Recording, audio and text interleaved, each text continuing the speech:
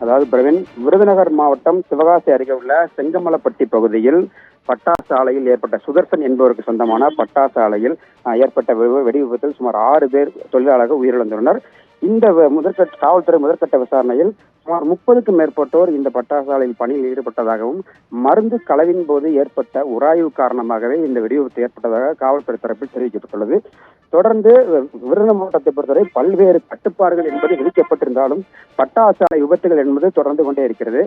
தொடர்ந்து ஆய்வுகள் நடத்தப்படுகிறது. ஆனால் விபத்து என்பது தொடர்ந்து கொண்டே இருப்பதாக சமூக ஆர்வலர்கள் குற்றம் சாட்டுகின்றனர். இந்த பட்டாசு ஆலையில் தற்போது 7 அறைகள் முற்றிலுமாக சேதமடைந்து 6 தொழிலாளர்கள் உயிரிழந்துள்ளனர். 2 பேர் காயமடைந்து சிவகாசி அரசு மருத்துவமனையில் சிகிச்சைக்காக அனுமதிக்கப்பட்டுள்ளனர். சம்பவ இடத்தில் வருவாய்த்துறை மற்றும் காவல்துறையினர் ஆய்வுகளை மேற்கொண்டு வருகின்றனர். பிரவீன். தி லெஜண்ட் சரவணா ஸ்டோர்ஸின் அக்ஷய திருத்தியா ஆஃபர். சவரனுக்கு ரூபாய் 1000 தள்ளுபடி மே 12 வரை.